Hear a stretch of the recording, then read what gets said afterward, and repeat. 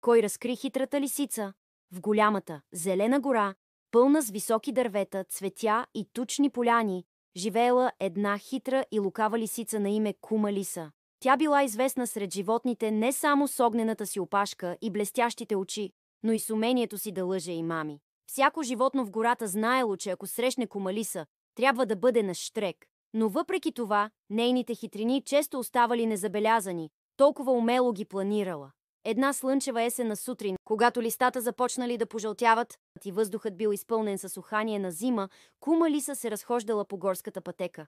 Тя виждала как есента преобразява гората и леко се усмихвала, замисляйки следващата си хитрина. Скоро забелязала Кумчо Вълчо, който седял на брега на реката и пиел вода. Силният му силует се отразявал в кристалната вода, а дългите му зъби проблясвали на слънцето.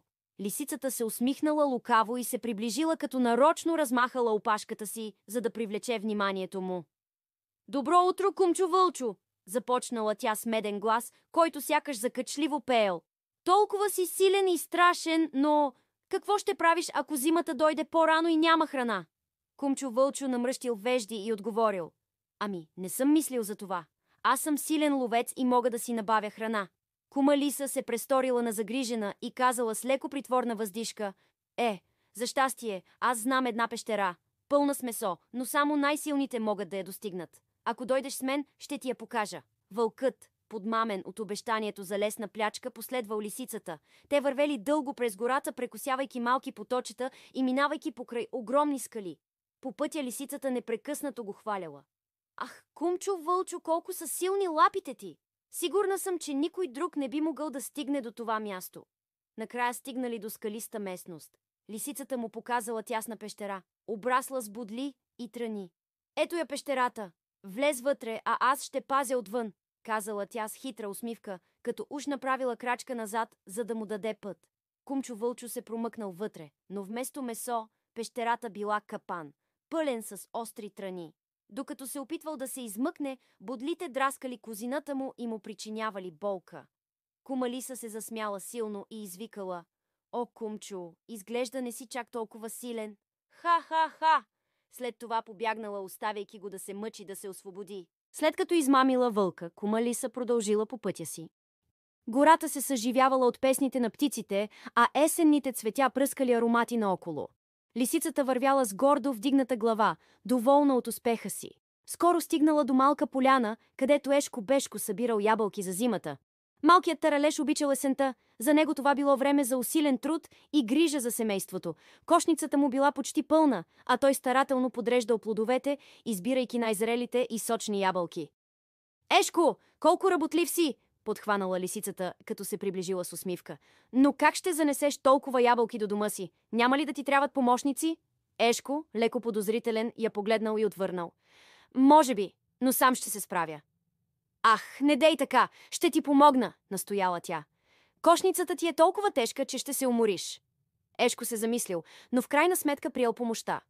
Лисицата хванала кошницата и започнала да носи ябълките нагоре по хълма. Докато вървели, тя се оглеждала, сякаш търсела нещо. Когато стигнали до най-стръмната част, лисицата изведнъж спряла, погледнала към таралежа и казала: «Ти върви напред, а аз ще те настигна».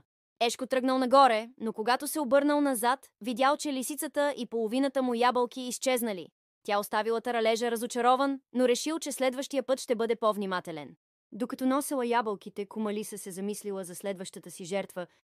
На голяма поляна тя срещнала баба Меца, която събирала мед в големи буркани. Пчелите жужели наоколо, а Меца внимателно изсипвала меда в бурканите, за да го съхрани за зимата. Баба Меца винаги се гордеела с труда си и сладкия си мед, който бил любим на всички животни в гората. «О, бабо Мецо, твоят мед е най-вкусният в гората!» казала лисицата, като се престорила на възхитена. «Но дали е достатъчно сладък? Аз знам място, където можеш да намериш най-добрия цветен нектар». Баба Меца, по-ласкана от думите на лисицата, се усмихнала широко и казала: «Наистина ли, Кума Лисо? Ще ми покажеш ли това място?» «Разбира се, последвай ме», отговорила лисицата с хитра усмивка. Те вървели дълго през гората, минавайки през полета с дива лавандула и под гъсти борове. Пчелите се опитвали да следват баба Меца, но постепенно изостанали. Лисицата умишлено се движела на зигзаг, за да ги обърка. Накрая стигнали до едно малко езерце. Докато баба Меца се оглеждала за цветя, лисицата незабелязано се доближила до бурканите с мед. О, бабо Мецо, виж какво красиво отражение има в езерото, извикала тя. Може би цветята са от другата страна. Баба Меца се навела да види отражението, а лисицата бързо взела два от бурканите с мед и побягнала, скривайки се в гората. Кума Лиса вече се чувствала все по-уверена. Всички животни са толкова наивни, мислела си тя. Тогава видяла Зайо, който си играел с малките зайчета на полянката. Тя се приближила към него с усмивка. Зайо, не знаеш ли, че наблизо има опасност? Започнала тя. Само аз мога да те предпазя, ако ми дадеш малко от морковите си. Но Зайо Байо бил умен и веднага разбрал, че лисицата лъже. Той се престорил на уплашен и казал: О, кума Лисо, наистина ли? Що ме така, нека отидем заедно да видим това място. Лисицата, убедена, че Зайо е наивен, се съгласила. Но вместо да я заведе на опасно място, Зайо отвел лисицата при останалите животни. Там той разказал на всички за нейните хитрини. Лисо, време е да признаеш, казал строго Зайо Байо. Защо се възползваш от приятелите си? Засрамена и разкрита, кума Лиса нямала избор, освен да се извини на кумчо Вълчо, Ешко, Бешко и баба Меца. Животните решили да й простят, но и казали, че ако още веднъж опита да ги измами, ще бъде изгонена от гората. И така, кума Лиса научила урока си, че добротата и честността винаги побеждават лъжата и хитрината. В гората настъпили спокойни дни, изпълнени с радост и доверие.